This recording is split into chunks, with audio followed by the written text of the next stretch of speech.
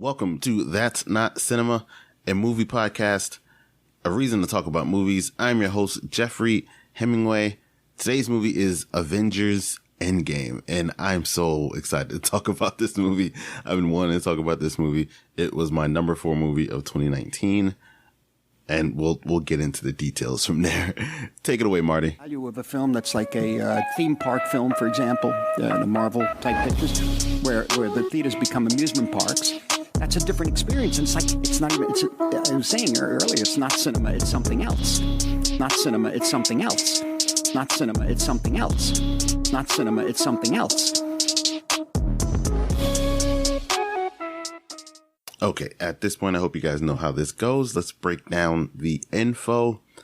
Avengers Endgame, directed by Anthony and Joe Russo, written by Christopher Marcus and Stephen McFeely, produced by the one and only and our Lord and Savior, Kevin Feige, starring Robert Downey Jr., Chris Evans, Scarlett Johansson, Mark Ruffalo, Chris Hemsworth, Jeremy Renner, and many, many, many more.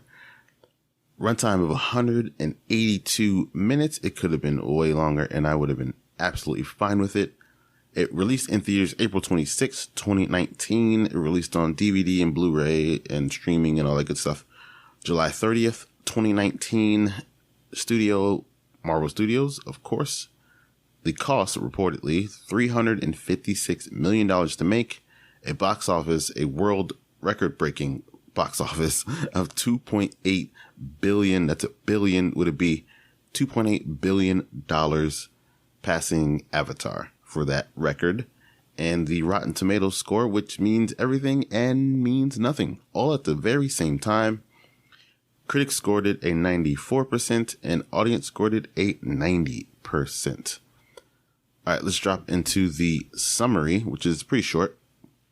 After the devastating events of Avengers Infinity War in 2018, the universe is in ruins. With the help of remaining allies, the Avengers assemble once more in order to reverse Thanos' actions and restore balance to the universe. What were my expectations headed in to Avengers Endgame? Okay, so let's lay out my biases real quick. For this will be a rehash for those who know, and this will be some new information for new listeners. I'm a huge comic book fan, like the type of comic book fan that has nothing but comic book characters tattooed all over his arm type of comic book fan. And so I've been around since, not to sound so old, since comic book movies weren't the prevalent thing at the theater, right? Since they weren't the big height of the theater, you know what I mean? And so to be where we are now, to where we've got talking trees and talking raccoons, from where we started, where at a certain point you were only able to get a Superman movie, the Christopher Reeves in the 70s, or I'm not that old, but, a Batman in 89. I saw that. I was born in 1990. But, and then so on and so forth.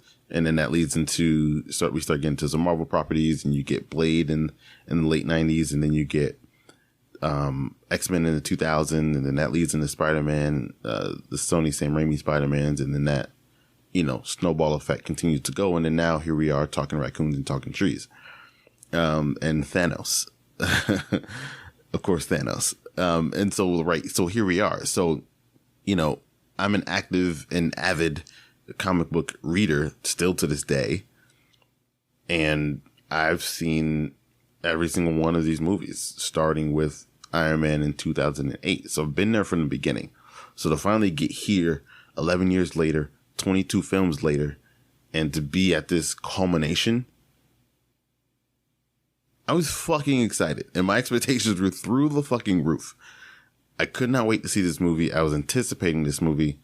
The way they obviously ended it off of Infinity War, as the summary stated, to leave you on such a cliffhanger, Empire Strikes Back style, and to wait a whole year to get that, luckily for us, it was only a year. And back then for the Star Wars movies, you had to wait about 3 years before you saw what happened. So luckily we only had to wait a year. But, all that being said, my expectations were through the roof. This was one of my most highly anticipated movies, not just as a movie fan, but just also as a comic book fan, and so the comic book genre is one of those genres where regardless of how good or how bad it is, I will go and watch it. It's just one of those things where, again, like I just said, I was around when they weren't so prevalent. And then I was around when you could only get Superman or Batman movies because that's the only thing Hollywood found or deemed viable at the time. You got lucky with a Blade. And then obviously we hop into X-Men and Spider-Man and so on and so forth. But, you would kind of just get a bunch of Batman movies all the time because that's all anybody really cared about as far as it came to comic books. So to get to the point to where we are now, where we're just being introduced with a ton of heroes that you'd never thought you'd see on the big screen, it's a joyous moment. You know what I mean? And so to go from that to where we are now and being at this point, when this movie came out, yeah, expectations were through the roof. But with that being said, I was also nervous as all hell because, look, if you've been watching anything, like, when it comes to endings, whether it be movies, whether it be, classic TV shows, funny enough, at the same time, that same weekend, Avengers Endgame came out, Game of Thrones was starting their final season. And as we all know at this point, if you watch Game of Thrones or you haven't been living under a rock, Avengers Endgame stuck the landing and Game of Thrones, not so much. And so what the rarity in that is actually sticking the landing. And it's pretty hard to do. Even with the greatest of shows, it's hard to stick the landing. The Sopranos, to the, you know what I mean? People would argue Breaking Bad stuck the landing. So on and so forth. You can kind of keep going with however many shows, Seinfeld, whatever.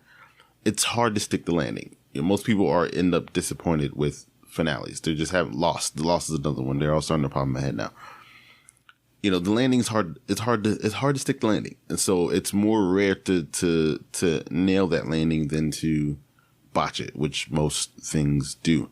So as much and as excited as I was to go and see this movie, I was so nervous because I just wanted them to nail it. I just wanted them to stick the landing.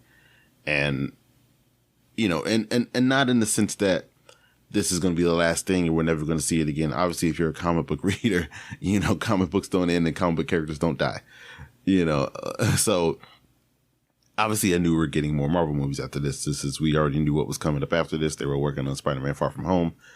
I get that, but just to end this book, you know what I mean? As they've kind of like to coin it so far from the Marvel side, the Infinity Saga is one book, and now we're entering and starting the new book.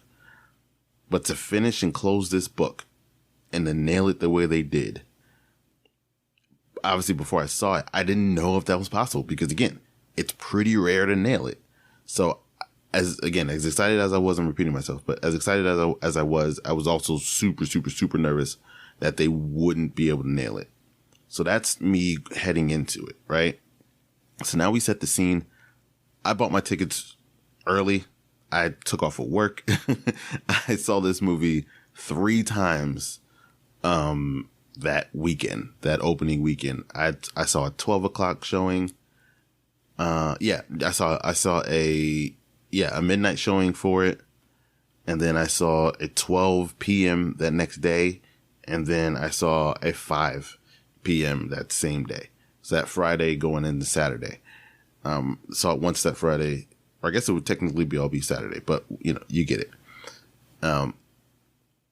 I just had to. Ultimately, I ended up seeing it about 5 times in theaters, and I've lost count how many times I've watched it. I watched it at home. It's just one of those movies for me. And in this instance, usually I would like an empty theater, but this is Avengers Endgame. I know everybody's coming out of the woodwork. You don't make $2.8 billion if not everybody's coming out to see this movie. So in this instance, I didn't mind, and you kind of want to see it. And especially like the reason why you go to a midnight showing is because you want to be around your fellow nerds. You want to be around your fellow comic book nerds and watch that, right?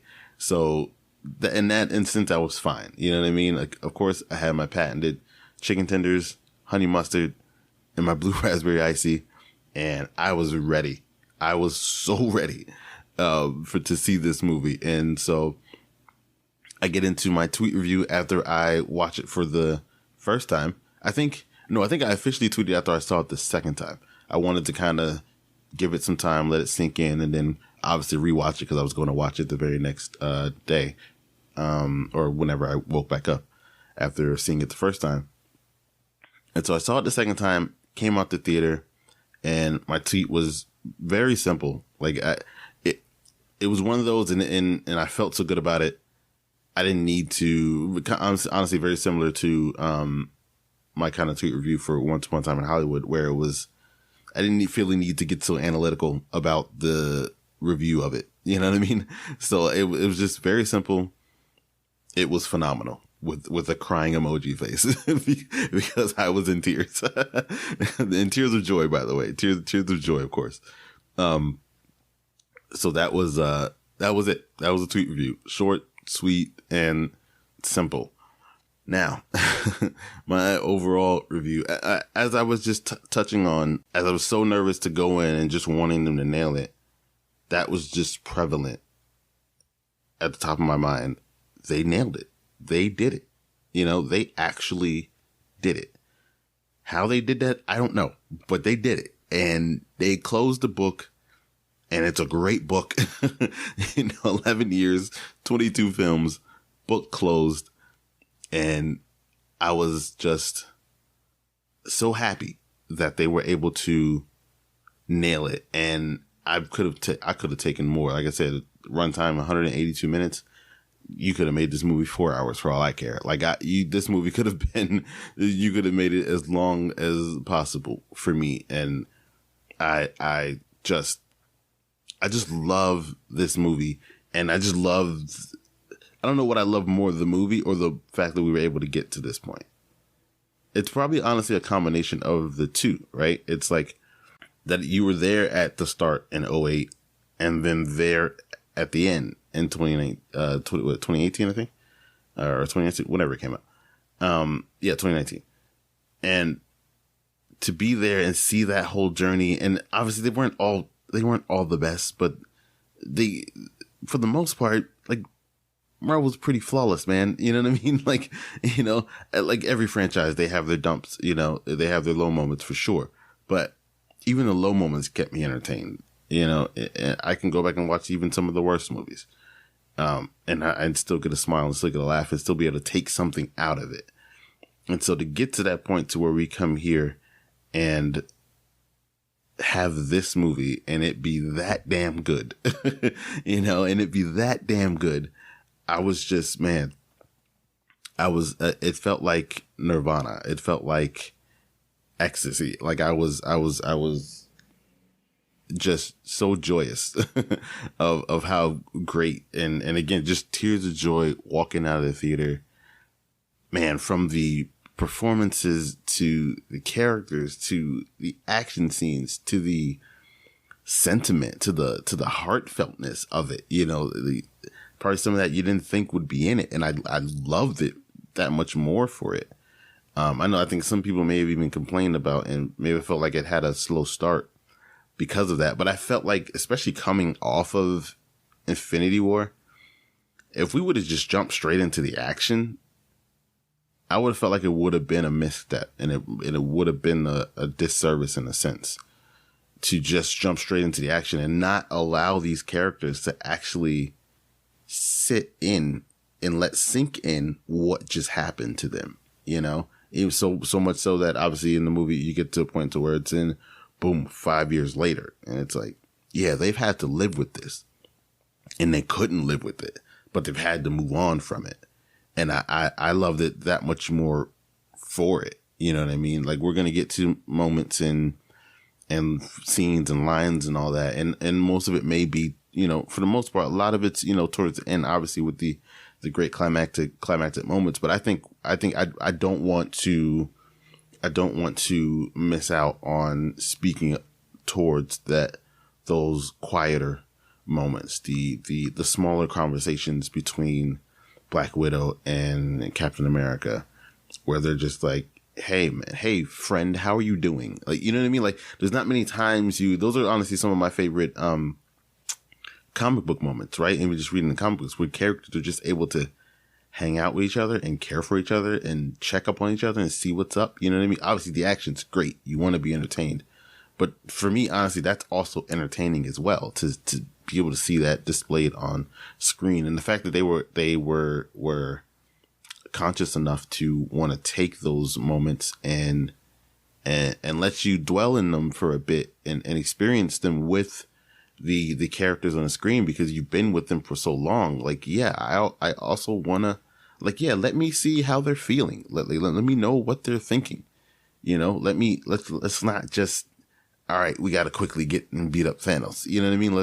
How are we doing this? Let's get straight to the action. And I know that's probably what most people would have wanted. I think that's probably why most people say they enjoyed Infinity War more than they enjoyed Endgame. But honestly, for me, those quiet moments are so special, and it's honestly what makes this movie, and it makes the movie the more better for it, because of those smaller moments, the meetings that Cap is holding, just to kind of get people back to living their lives and kind of trying to move on. And again, the conversation between Cap and Widow, and the moments of Widow going to find Clint, and just those moments, the conversation between Hulk and Thor going through what he's gone through, and Thor being able to speak to his mom, and her kind of having to set his head straight. I'm starting to get into some later categories, but I just don't want to miss the opportunity to speak on those moments, because the talk around, for the most part, because you can't have a good thing for too long. So obviously it quickly went to, well, which one was better? Was it Infinity War or was it Avengers Endgame? It's like, how about we just enjoy what the fuck we just got? But whatever. I definitely want to speak on those what people may have called quote unquote slower moments, or the slow start to the movie. That's what really made the movie for me, honestly, was those moments. Tony coming back for the first time, and the conversation and the true anger he had, at Cap, and that in Infinity War, that they were separate and they weren't together. You promised we would fight together, and we weren't together. You weren't there, and I want those moments. You know what I mean? And maybe that's the other kind of film, moviegoer as I am as well. Whereas I like the slower moment. Like I love a marriage story. You know what I mean? I love a Once Upon a Time in Hollywood. I love those moments the movies that'll take I love a Waves or a Jojo Rabbit or whatever it may be. The Master, those kind of moments where it's like two people talking in a room. I get it if you're coming in obviously for a bing bang boom comic book movie that's not really what you want, but I think that's what made the movie that much more better, that we were able to get that, so that's overall thoughts there. I don't want to go too long on that so far. So best moments. So basically what I'm going to do for the next couple of categories, since I'm running this as a solo pod, I'm going to give 2 runner-ups, and then I'm going to give my answer for what the categories are. So for best moment of the movie, and you guys probably already know the answer to this, but just obviously wanted to mention some other runner-ups for this moment. Cap is worthy. So, man, this was one of those moments where it's like, okay, this is the reason why you go to the theater, right? It was such a callback to Age of Ultron, where they're having, again, another one of those quiet moments, and the characters are just able to hang out and talk to each other and have a few drinks and play a couple games. And obviously it comes up to, hey, anybody want to see if they can lift the hammer, and then they kind of go around and Cap nudges it a bit, right? But that's like what, 2014, 2015, Age of Ultron was. So now you get to 2019, you get to 4 or 5 years later, and to bring that back in the heat of the battle, you know, and you just get to see that hammer lift up. And obviously you're at the moment you're thinking like, okay, it's coming to Thor. You know, who else has the ability to, you know, bring that up like that? And no, Wizards Pass Thor lands in the hand of Steve Rogers, Captain fucking America.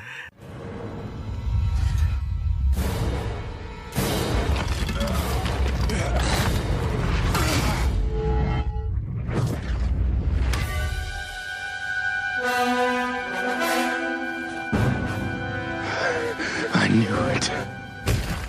And when I tell you, this is typically a wrestling term, but when I tell you the theater popped, like physically popped, man, it's been a while since the last time I felt something like that in a theater was Thor's entrance into Wakanda. Like that kind of like, man, it's getting pretty desperate. We're on our heels here, and here, boom. What made it so much better, right, was that, again, it was that callback from earlier. It was kind of one of those moments, and this movie's littered with it, right? With the homages and the callbacks and the references. You had to have been there. It's kind of one of those things, like people may call it fan service, and they have a negative connotation or whatever. But good fan service is good fan service. You know what I mean? So to have it be one of those things where it's like, yeah, you had to be there to know how much this means, right? But I also think it worked so effectively that you also, if you hadn't seen it, you still kind of would have been like, shit, Captain left the hammer? Like, I'm still kind of, you know what I mean? But for the most part, especially at that midnight showing, we all knew what was up. And Cap lifting that hammer was like, oh my God, are you kidding me? You know what I mean? It was just one of those. So yes, so, and that's a runner, like that's where we're starting. Runner up. Cap is worthy. That's a runner up. Okay, so second runner up, another Cap moment. Avengers Assemble. Avengers!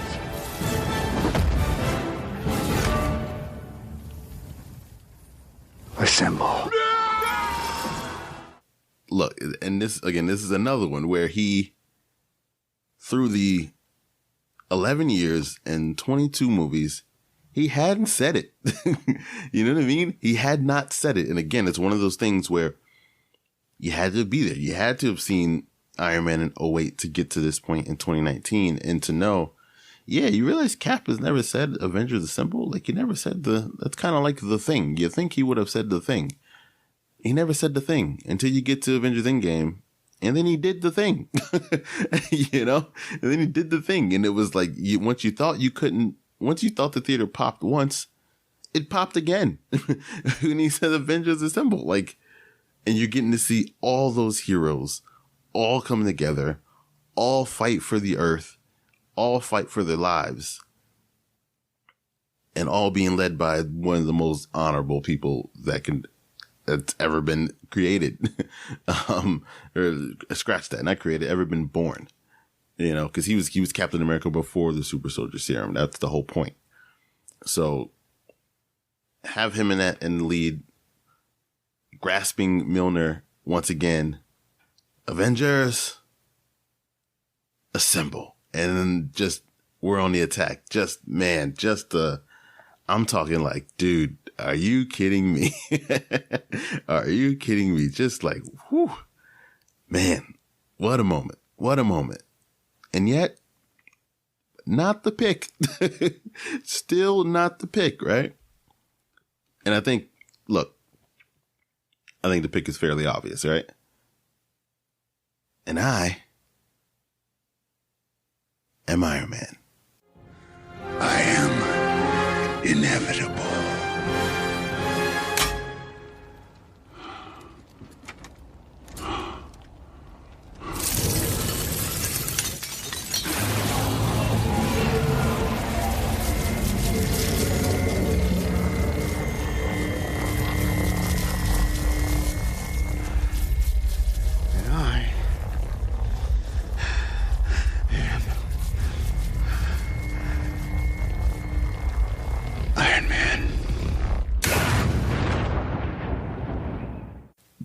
pretty, I mean, how can it not be Tony Stark?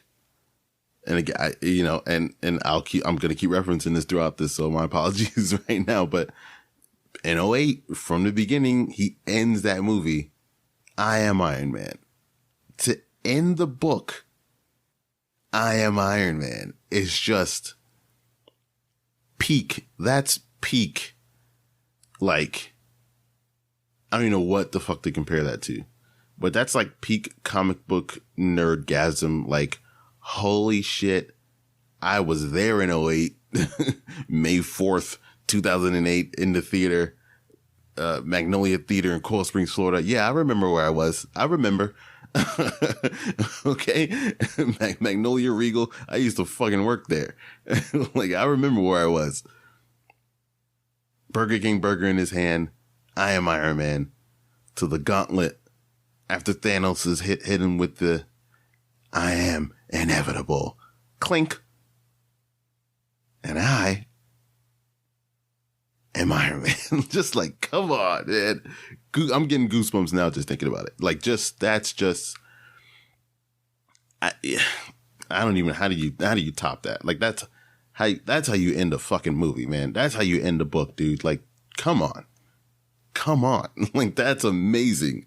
That is amazing. That was, man, this is a bad time to be at a loss of words because I'm doing a podcast, but I like, even to this day, so many months removed from watching it, in the theater, just like, wow, man, just very easily and very clearly the best moment of Avengers Endgame.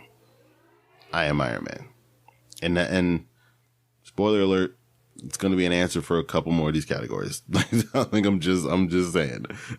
I'm just saying. Just fair warning here. Okay. All right. So now, favorite scene. I tried to mix it up because, some of the answers could have been the same, and I kind of want to represent a lot of the movie. Because again, honestly, the whole movie could be the best and favorite of everything. It just, the whole thing, all of it, so. But, obviously we got a podcast to do, so we're going to kind of break it down. All right. So runner up for favorite scene. First runner up, Hail Hydra. I just got a call from the secretary. I'm going to be running point on the scepter. Sir? I don't understand. We got word there may be an attempt to steal it. Sorry, Cap. We can't give you the scepter. I'm going to have to call the director. That's okay. Trust me. Hail Hydra.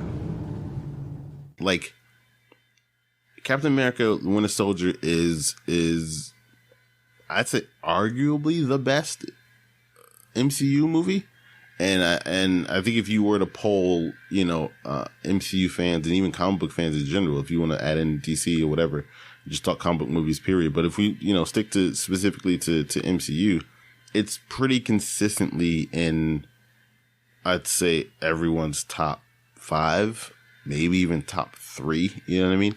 Like, pretty consistently there. It's that good of a fucking movie, right? And I believe that's the introduction to the Russo brothers. So yeah, that's all right.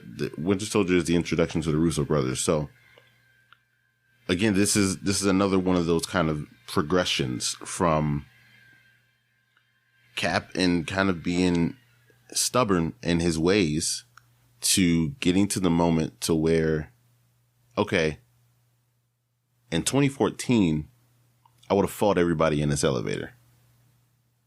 In 2019, or actually they were 5 years later, so 2023. In 2023, in 2023, time travel back to 2012. Try to keep up with me. Try not to be confused here.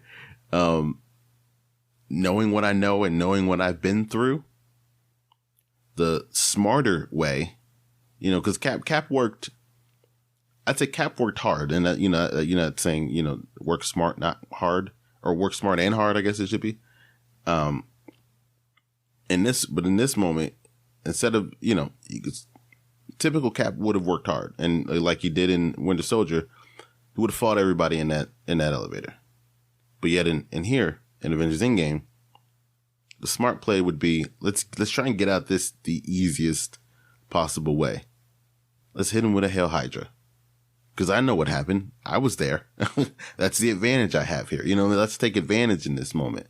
You know, and I also, what I love about that scene was the way they framed it. They even framed it the same way they shot it in Winter Soldier. So it like soon as he even gets in, you start to get the vibe of how you felt in that moment in Winter Soldier, you know, and that's arguably one of the greatest fight scenes in the MCU. And they even frame it up and start to cue it up, and you're like, oh shit, he's about to fight everybody in this motherfucker. And then he Hail Hydra. And you're just like, huh, and it walks out with that little smirk, which is, it's that wink and that nod to the audience, like, I've learned. Yeah, I've learned. I know you remember how I used to be. This is how I am now. You know, we've come and we've grown together, you know, as audience and as character. It's just kind of one of those, here's my wink and a nod to you guys here. So that's, and again, that's a runner up. That's what great everything is in this thing. Okay. Second moment. And this is very early on in the movie, because obviously, as you can hear, we've been talking a lot about the end of the movie. But this is very early on. This is probably first 15 minutes of the movie. Thor goes for the head. My father has many things. A liar is not one of them. Thank you, daughter. Perhaps I treated you too harshly.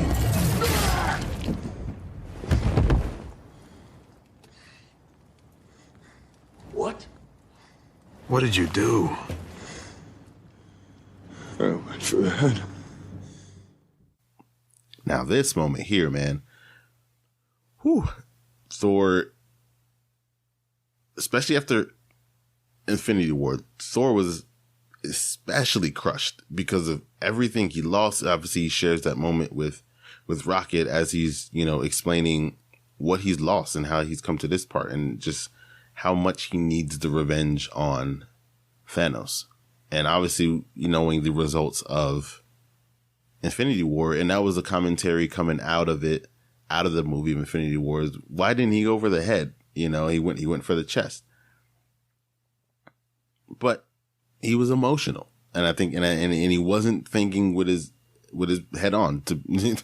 He wasn't thinking with his head. He was thinking with his heart and everything he had lost, and he wanted Thanos to feel it. So instead of going for the head, he's going for the chest. I'm gonna make, and he even tells him, I told you I was gonna make you pay for that.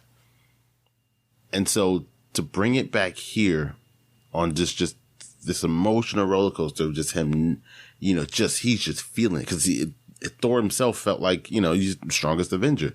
He felt like he failed. If anybody should have been able to defeat Thanos, it should have been Thor. And he felt like he failed not only his family and his loved ones, but everyone. He failed the whole universe by letting Thanos get what he wanted and not aiming for the head, which he could have cured if he would have aimed for the head. So to bring that back in the first quick moments too, like, because I remember watching it as far as the trailers were concerned, and I'm like, oh, that's okay. That's probably got to be middle of the movie, maybe towards the end of the movie or whatever. That confrontation with Thanos, because you honestly, at going head in, you didn't know how much Thanos would have been in the movie, and whether the movie would be more about the time travel and, whether there might be a rematch or whatever to Thanos. So they kind of bait and switch you a bit, and they give you Thanos early, but he's beat up and he's been through, and he snapped the gauntlet twice, once to do what he did, and then once to get rid of the gauntlet itself. And so he's damaged. He's not the big brute warrior that he was, prior to those snaps. So we're sitting there, we're catching him at dinner time. They run up on him, and before they can even get any answers, as he's explaining what he's done to the gauntlet and to the stones, and that he destroyed the stones again, or not again, but destroyed the stones so they can never be used again, and that what he did would never be reversed. Thor aims for the head, and he even says it, Rocket asks, "What did you do?" And he's just at a loss, and just feeling like I had to do something because I felt like I didn't do enough. I went for the head, but in this moment we kind of needed answers. Thor, we didn't need you to go for the head right now, and then that obviously then puts us on the trajectory of Thor just kind of losing it, and not only mentally, but obviously later, as we see in the film, physically, as he's Fat Thor, as he gets deemed, or Bro Thor, however you want to name him. But that was the reason why this is one of the runner-ups for me. It was one of those moments to where I really liked the character development of the hero, the biggest and strongest. Well, not technically biggest because the Hulk is the biggest, but the strongest Avenger felt the weakest in that moment. It felt like he didn't do enough, and then that put us on the trajectory of him just losing, you know what I mean? Because you think, obviously he's a god, and how could he ever feel down at any moment? But he does, and he did, you know what I mean? And it humanized him, in a sense. And when most people would think in comic book movies, you can't get these type of things, but you do. And we did, and in this moment, and so that's what made it a runner up for me. So, okay, you got Hail Hydra, you got Thor goes for the head, and number one for favorite scene, my answer, the portals. Hey, Captain Remy.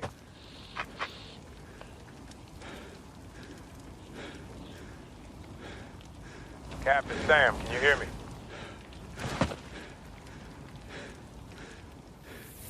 On your left.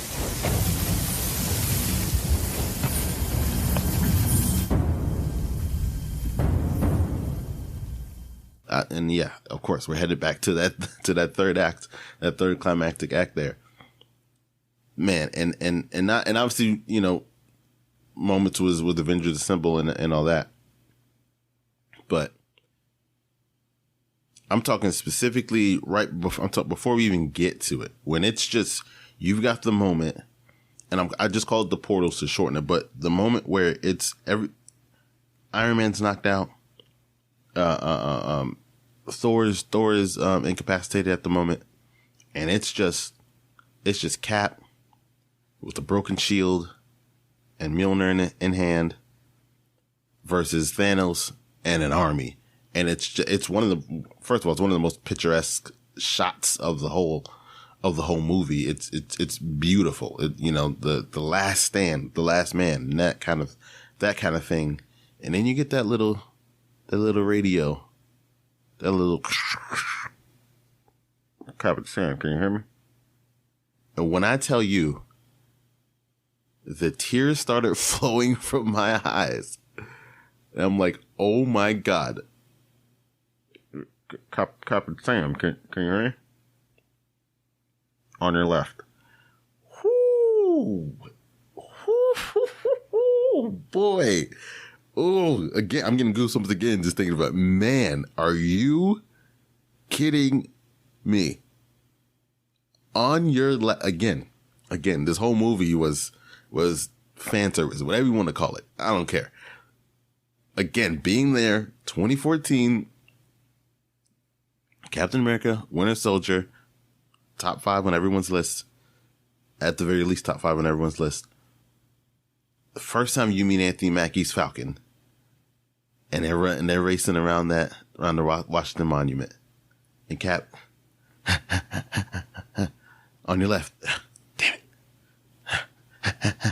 don't you say it, on your left, to bring that back in that moment where it's like, this is the last stand, I am the last man alive, I'm the last one standing here, and it's nothing but an army in front of me. But here comes the cavalry. Here comes backup. Not only here comes backup, on your left, Cap. On your left, Cap. Come on, man. And then the portals start to open. And it's the sling ring opening, from Doctor Strange. And you're like, oh, not only do I hear Sam in my ear, I also clearly Strange is here. And the first one to walk out, Wakanda forever!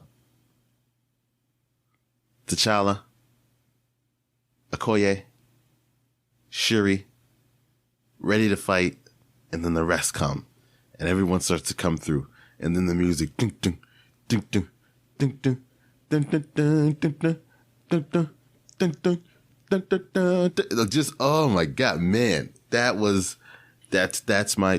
my favorite scene.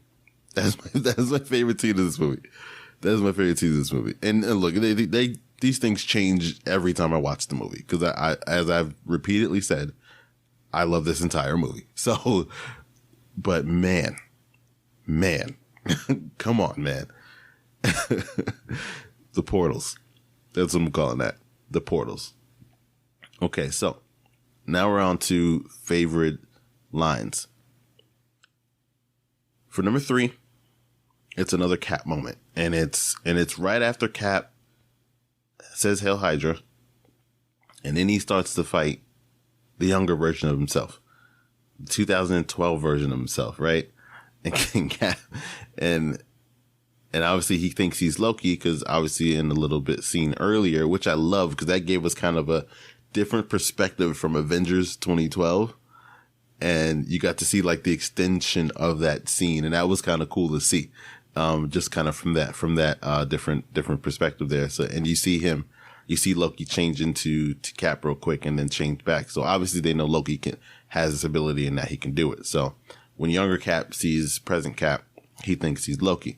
He's like, "Look, man, I'm not Loki. I'm just not, you know." And so obviously he doesn't believe him. So they begin to fight. And Cap and younger Cap hits present Cap with that classic line, and here's my line. Here's my first and runner-up line. I can do this all day. Yeah, I know. And it's just that self-awareness of Cap at this point. Obviously, we spoke about it with Hail Hydra, where he would have worked hard in that moment and instead worked smart and using Hail Hydra instead of fighting everyone in the elevator. And it continues that self-awareness from Cap to where he's like, yeah, I know. Just like, I know. It's like, man, I sound like this, you know what I mean? It was just a brilliant moment. And, you know, obviously we love Cap and he's Captain America, like, but you know, but we realized that Cap's got his sayings, you know, Cap's tried and true. We know what he's going to do. We know what he's going to say. But to kind of bring it back in this moment, was brilliant. I thought it was brilliant. And just another bonus when he finally beats his younger self.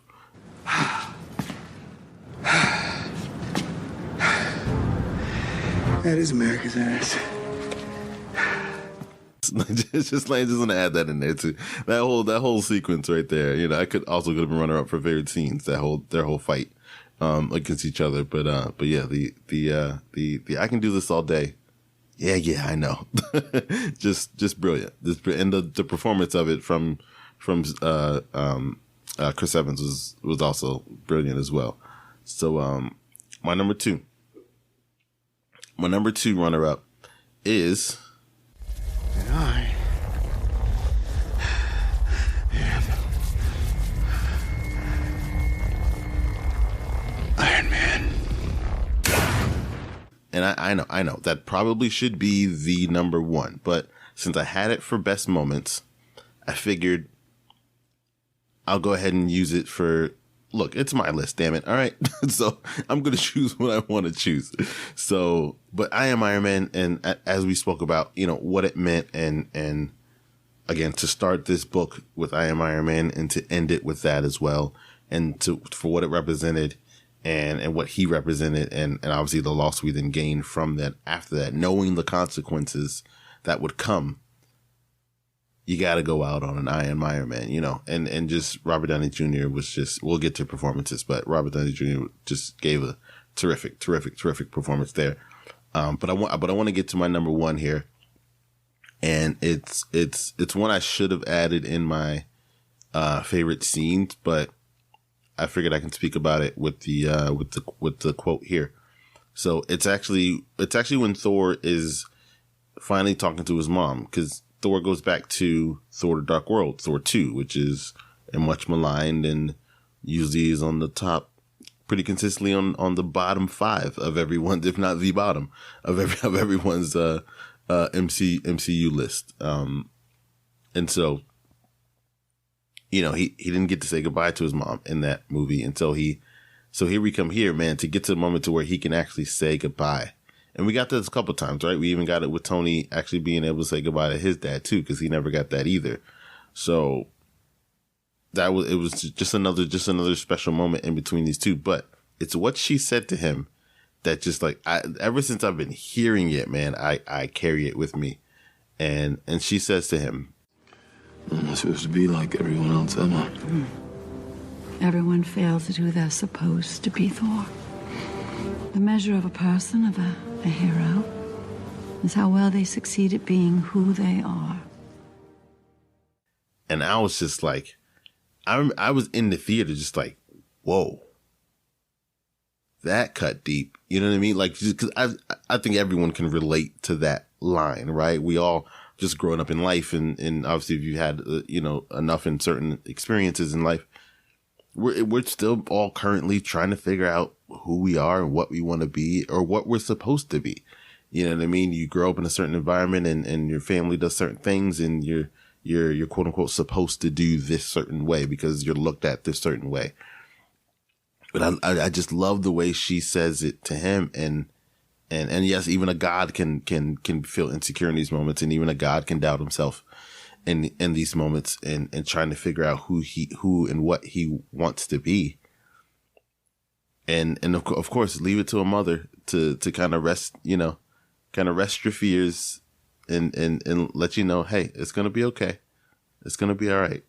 Everyone fails at who they're supposed to be. A measure of a person, of a hero, is how well they succeed at being who they are. And man, when that line hit me so hard, and like you wouldn't think, and a lot of people feel like you wouldn't think you would get something that emotional, that hard hitting, that heartfelt, you know, in a movie such as an Avengers Endgame. But again, that's another one of those moments that I love. It's obviously it's not a big action scene. It's not the big climactic. It's not Cap picking up Mjolnir. It's not Avengers Assemble, but it's something that you could take and hold with you dear and know that like it'll be okay. It's going to be all right. Succeed at who you are. Stop trying to be what you're not supposed to be or what everyone thinks you are supposed to be or what everyone expects you to be. Succeed at who you are, you know? And so that just on a personal level. And I think everyone could kind of relate with that line as well, that it just really hit me in the moment in the theater. And I was just like, dude, whoa, like, man. And that scene in itself, honestly, and that line in itself, I'd say redeemed Thor: The Dark World all to itself, because otherwise you wouldn't even have realized that his mom had passed, other than the fact that they tell you. But you know, it hits a little even harder knowing, if you had seen Thor: The Dark World, knowing what happened there and knowing that he didn't get to say goodbye to his mom and have his mom come and reassure him in that moment. And then that also leads to him calling for Mjolnir and I believe that was 2013 and realizing he's still worthy, only your mom could do that, or whatever guardian or parent, like could kind of reassure you and let you know, like, it's going to be all right. You're still worthy. And that was a great moment. And then this little side note, she tells him, eat a salad. So that was great. It was great. Give you some words of wisdom and then a little critique, just like moms, just like moms to do. So that was my favorite line of the movie. That was for sure my favorite line of the movie. So now heading into our favorite performances. For my runner-up for favorite performance, I wanted to put Widow here because obviously I haven't mentioned her at all, but she definitely deserves to be mentioned. I thought her, Scarlett Johansson was brilliant. This was an amazing year for her in 2019. She got nominated for 2 Oscars for her performance in Jojo Rabbit, which was great, and her performance in Marriage Story, which was phenomenal. And she gave a brilliant performance in Avengers Endgame as well. Again, obviously, people will look at Jojo Rabbit and Marriage Story with probably more esteem than they do in Avengers Endgame. But she performed her ass off, and I thought the emotional moment she was able to hit and able to portray very, very well. I mean, she's Scarlett Johansson, for Christ's sakes. So like I didn't expect any less. But you know, as I was speaking to earlier, you know, the small moments she has with Cap, you know, over, you know, eating the peanut butter sandwich, and then you know, the moment she has when she's kind of heading the whole thing, you know, where they're stripped for parts at this moment. Everyone's spread across the galaxy, but someone kind of has to keep it in control and keep it in lock. And here it is, Widow there, you know, keeping everything intact. And the moment, even the smaller moment she has with Rhodey, you know, with Rhodey updating her on what Hawkeye had been doing, you know, under the Ronin persona, and the kind of damage he'd been doing, obviously from losing his family. And in that moment they have in the rain, you know, and this obviously could have been a contender for best line or favorite line as well, is that you know when he tells her, "Don't give me hope," and she replies, "I only wish I could have gave it to you sooner." We found something. A chance, maybe. Don't. Don't what? Don't give me hope. I'm sorry I couldn't give it to you sooner. You know, just the delivery in that, and the way she was able to perform, and then obviously the great sacrifice in the end when they're on Vormir for the Soul Stone, and finally hearing her father's name. She had never knew it, and Red Skull was able to give that to her, and she knew the bigger sacrifice in order to keep the people she loved alive. She had to make it, and she knew that she got redeemed and got a second chance through Hawkeye, so she owed him in this moment, you know, and the way they play that fight, the physicality of that fight, just felt real and felt emotional, and just hit, you know, just honestly, just really, really hit. And I thought Scarlett Johansson was really, really good in this movie. Just again, add that performance when you talk about A Marriage Story and you talk about a Jojo Rabbit, add her Widow performance in Avengers Endgame to that 2019 list of the great performances she was able to give in 2019. So just definitely wanted to give her a shout out. So that's first runner up for Black Widow. And then second runner up for me would be Iron Man. I thought Robert Downey Jr. was spectacular in this movie. The first off, you see him, you know, the physical acting of being kind of, you know, deprived of water and food, and obviously there's some CGI magic there to make him look, you know, super skinny, but still he has to deliver that physically, you know, and you know, the kind of one-on-one he was having with Nebula, I thought was done really well. And then the one that got me for this one, obviously we'll get to the end part, but you know, from the jump when he comes off the ship after Captain Marvel brings it back, they land the ship, he comes off and he just, you know, just the way he looks at Cap, and it's just like, I lost a kid, I lost him, you know. And in that moment, it's just like, man, I'm like, man, he's delivering this. But then yet, the resentment is still there. You can still feel it. So then we get to the moment of the blow up, to where he's just letting Cap have it. I said we'd lose. You said, we'll do that together too. And guess what, Cap? We lost. And you weren't there. But that's what we do, right? Our best work after the fact. What are the Avengers? We're the Avengers, not the pre-Avengers. Okay. Right? You made your point. Just sit down. Okay. Because like, you were supposed to be there. You were supposed to be there and you weren't. And you said we do that together too. And you weren't, you know what I mean? Like that right there. And then the collapse, obviously, because he's just exhausted and I'm sure, you know, hasn't had enough nutrients and he's dehydrated and hadn't had enough water and just like, and man, yeah, I thought he brought it. He definitely brought it in this. And then obviously in the closing moments in the end, with the final snap and the I am Iron Man. And then even in the passing moment when he's just there and just the lifeless reaction to the last few folks coming up to say a few things. Obviously you get the replay of that moment with Peter, but just time on the reverse with Spider-Man and Rhodey comes, and it's just a small moment with Rhodey, but I loved it, just to kind of a hold of the head and a nod and a nod and a look, and just like, my friend, you know what I mean? And then obviously when Pepper comes and she lets him know that it's okay. You can rest now. Tony, look at me. We're gonna be okay.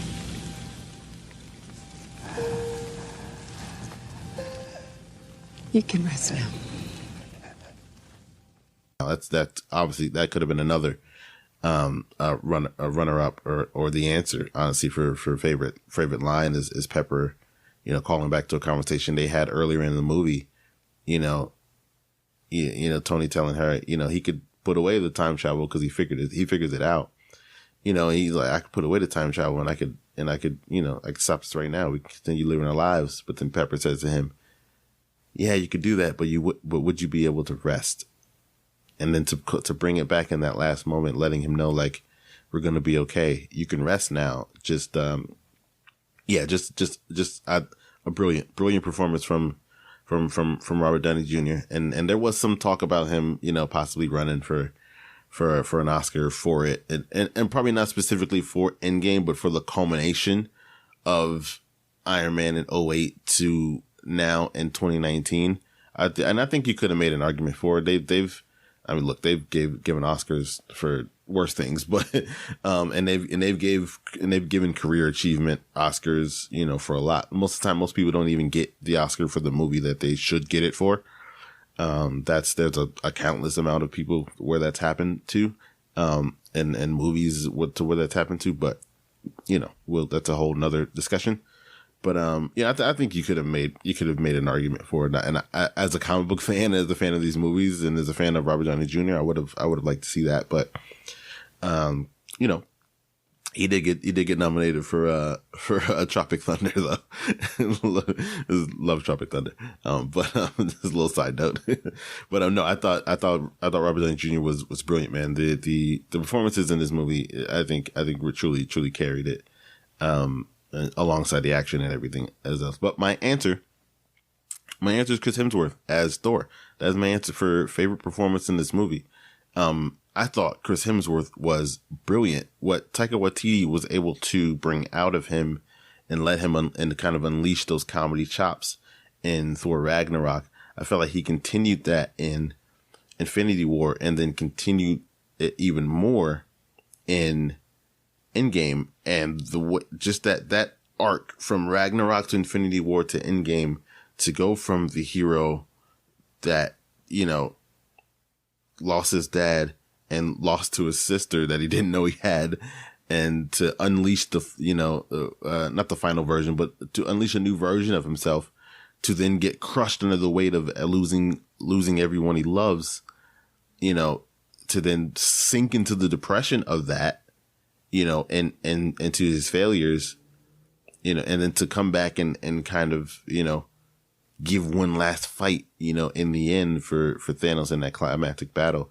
I thought that whole performance there from Chris Hemsworth, it was all believable. The dread and despair he was feeling, the kind of just, I give up. I'm not worthy of these people. I'm not worthy to be king of Asgard. I'm not, that kind of that insecurity, that doubt that he had in himself. I thought he portrayed that all very well. And then just the comedy he was able to have too, he was basically the dude, you know what I mean? Throughout it.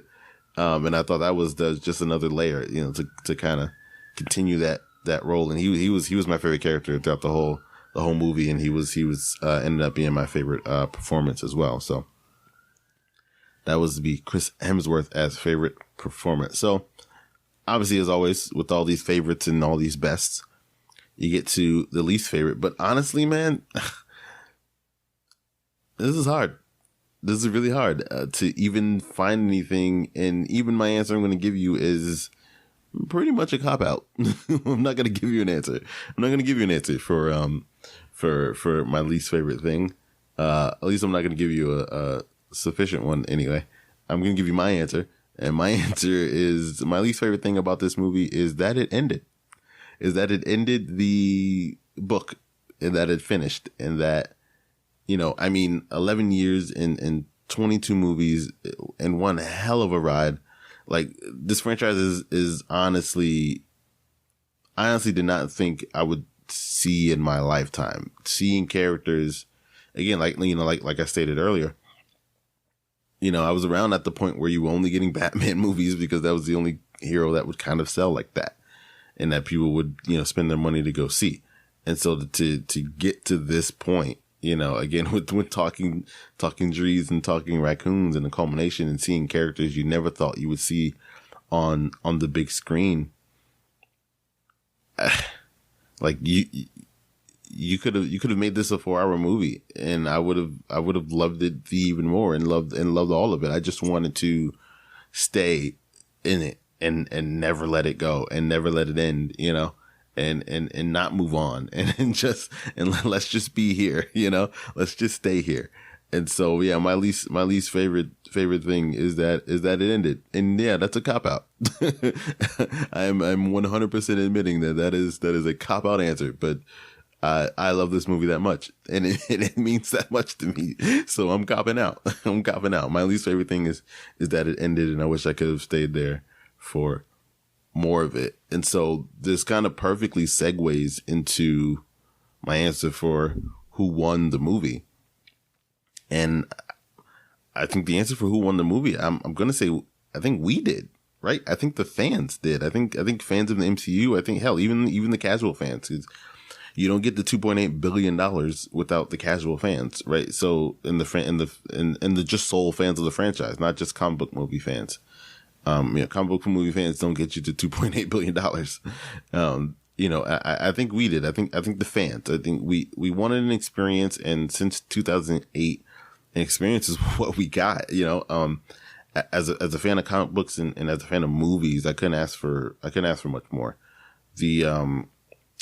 This movie was everything for me. It was honestly, it was everything. It was everything I wanted and some. I couldn't have asked for more, and I was glad I was able to have it. I was glad I was able to experience it. I was able to experience it in the theater. At that, it was definitely one of those things you had to have seen, and I get to see it. I got to, the big TVs aren't as expensive anymore, so I got a 50-inch TV where I can turn it on and watch it in 4K and all that stuff. But to be able to have that moment and experience that in that theater, I can say, as a fan of it, I can say we won. I can say the fans won. And of course we're going to get more, and the more coming out. And I'm completely looking forward to Black Widow and cannot wait to see that. But yeah, the closing of this book, I think we won for them, especially for them to be able to nail it, to be able to stick that landing. Again, I want to reiterate how hard that is to actually do. That's not an easy thing to do. To have such a long-standing and so much beloved franchise with so much beloved characters, and to be able to nail it, to be able to stick the landing, it's just so rare. It's just really so rare. Again, even some of the most beloved things in the world weren't able to stick the landing. So for them to be able to accomplish that, it's just phenomenal. And I think we won for it. Honestly, I think we won for it. And so here we are at the last question of every pod, the namesake. We always ask, that's cinema or that's not cinema? And obviously this movie takes a special connotation for that, because it was the Marvel movies that Marty was speaking upon when he made the comments of that's not cinema. And obviously he kind of backtracked that, and he didn't know the difference between Marvel or DC or whatever, but it's what he said. It's what he quoted, but he's an old guy and a fucking legend. So, he's got a right to his opinion, but just to go over, as Marty describes it, cinema as human beings trying to convey emotional and psychological experiences to another human being. That is cinema for Marty. And for me, I'd argue, and once I heard Marty's quotes, which is the first thing I'd argue, I'd say Avengers Endgame does that. I say Avengers Endgame does that in folds. You know, I think Avengers Endgame very explicitly, you know, almost to the detriment of some people who don't like these quote unquote slow start to the movie. I think Avengers Endgame does, you know, have human beings and non-human beings, you know, conveying emotional and psychological experiences to another. I think Avengers Endgame wholeheartedly does that. And so with that being the answer, Avengers Endgame, that's cinema. Like, that is cinema. Very, very easily. That is cinema. Man, it has been a while since I've talked about this movie, and I'm so glad I was able to talk about it. And I'm glad for those who stuck around to listen to me talk about it. I love this movie. I really do. I really do. Like I said, it was my number 4 of 2019. You know, with all the prestige movies I had on that top 10 list and whatever, like Avengers Endgame had to be up there for me. It was one of the best theater experience I had in 2019. Easily one of the best theater experiences I had 2019, and so much so it just hit that much harder for me. And again, like I said, it's been a while since I was able to talk about this movie and just get my full thoughts out too. That's kind of why I wanted to do it. Wanted to get it out solo, just to hear how I felt about it, you know, and not have to go back and forth with it. With someone else, you can just get what I had. Cause I don't think I did anything. I made a video about it, but anyway, I'm getting along with it, and this has already been a hour-long podcast. So, as always, if a movie makes you feel anything, and Avengers Endgame definitely made me feel, that's cinema. Peace. Value of a film that's like a theme park film, for example, the Marvel type pictures, where the theaters become amusement parks. That's a different experience. And it's not even. I was saying earlier, it's not cinema. It's something else. Not cinema. It's something else. Not cinema. It's something else. Not cinema. It's something else.